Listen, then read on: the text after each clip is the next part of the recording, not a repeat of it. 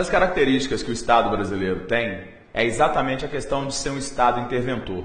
Se a gente for acompanhar a evolução da história do Brasil, principalmente do ponto de vista econômico, o que nós vamos perceber? Nós vamos perceber que de Getúlio Vargas até os militares, o Brasil tem uma longa tradição de intervenção do Estado na economia.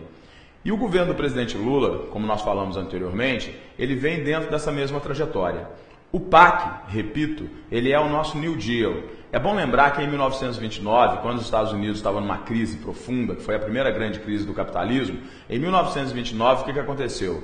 A partir da eleição do presidente Franklin Delano Roosevelt, o governo norte-americano empreendeu um amplo programa de investimento, principalmente em obras de infraestrutura, como forma de tirar o país da crise. Então o PAC, o Programa de Aceleração do Crescimento, além de ser também esse programa para destravar a questão da produção brasileira, porque nós temos no Brasil aquilo que a gente chama de gargalos da produção. Numa outra aula, proximamente, nós vamos tratar especificamente dessa questão, dos gargalos da produção brasileira. Bom, voltemos então à questão do PAC. Além do PAC ser necessário do ponto de vista para oferecer as pré-condições para o país crescer, do ponto de vista da sua infraestrutura, o PAC é fundamental exatamente como uma intervenção do Estado na economia. Para quê? Para gerar desenvolvimento e, ao mesmo tempo, para gerar empregos. Nesse momento de crise econômica, isso é muito importante.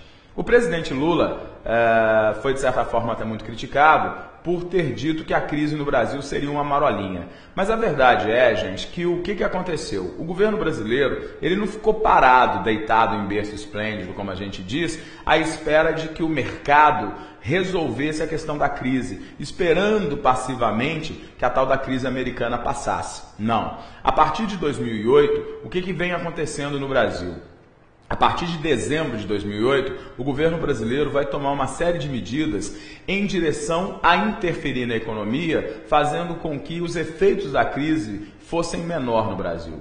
Uma das coisas que o governo fez, e aí nós temos colocado para você, e é muito interessante, já que a gente está falando de atualidade, o que nós gostaríamos que você tivesse a condição. O que eu, como professor, gostaria é que você trabalhasse comigo na aula de atualidade a percepção de determinados conceitos. O que é liberalismo? Já sabemos. O que é neoliberalismo? Já sabemos, tratamos disso em aula recente. Mas eu queria que você aplicasse esses conceitos no momento em que você estiver lendo aí o seu jornal, no momento em que você estiver ouvindo rádio, no momento em que você estiver lendo a sua revista. Então eu trouxe para vocês aqui uma matéria do jornal A Folha de São Paulo, que mostra exatamente as medidas tomadas pelo governo brasileiro, a intervenção do governo brasileiro na economia para evitar que a crise se aprofundasse, para fazer com que a crise no Brasil fosse menor, como de fato foi, se a gente comparar com determinados países, principalmente da Europa, a exemplo da Espanha. Então vejamos aí o que nós temos colocado como uma das atuações do governo brasileiro para cuidar um pouco dessa questão de diminuir os efeitos da crise americana no Brasil. Então o que o governo brasileiro faz? Ele vai criar mais duas alíquotas na tabela do imposto de renda para a pessoa física. Uma de 7,5% e outra de 22,5%. Isso com que objetivo? O objetivo óbvio. O objetivo de fazer com que as pessoas pagassem menos impostos. E pagando menos impostos, as pessoas vão ter mais dinheiro e esse dinheiro vai para onde? Esse dinheiro vai para o consumo. Se houver consumo, vai haver geração de emprego. Uma outra providência do governo foi a redução do imposto sobre operações financeiras, o IOF, com o mesmo objetivo, para fazer com que haja mais dinheiro na sociedade e esse dinheiro possa ser empregado no consumo. A redução do depósito compulsório. Nós falamos que a grande questão da crise americana foi o quê? Foi a falta de liquidez.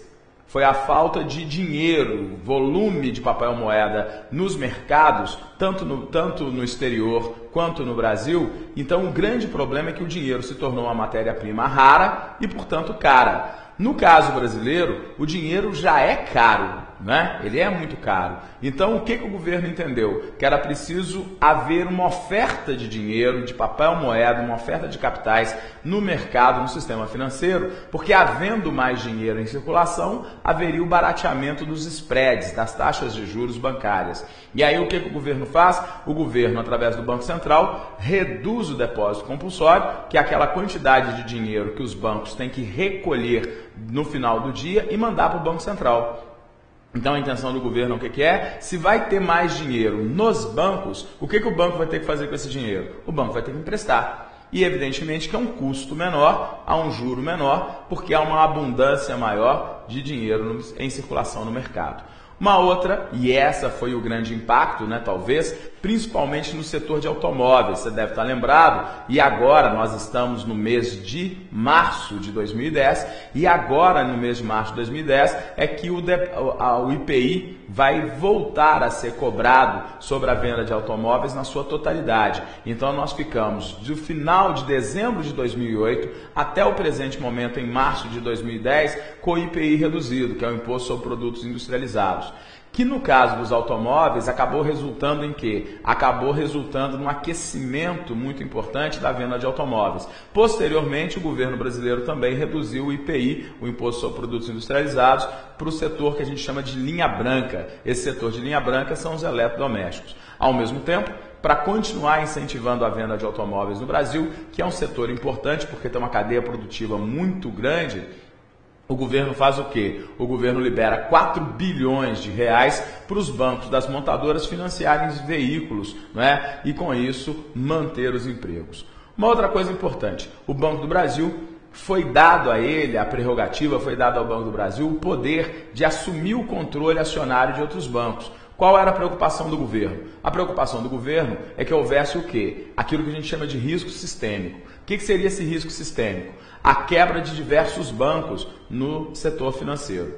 Aí o que o governo faz? O governo brasileiro permite que o Banco do Brasil, se ele percebesse que determinado banco estaria quebrando, o que o Banco do Brasil faria? O Banco do Brasil ia lá e compraria esse outro banco, ou se não assumisse o controle de 100% do banco, o Banco do Brasil poderia comprar ações e, evidentemente, fazer um aporte de capital naquele banco e minorar as dificuldades que esse banco teria. Dessa forma, o que acontece? Você estabiliza o setor, dá credibilidade a ele e não teria no Brasil o que nós tivemos nos Estados Unidos.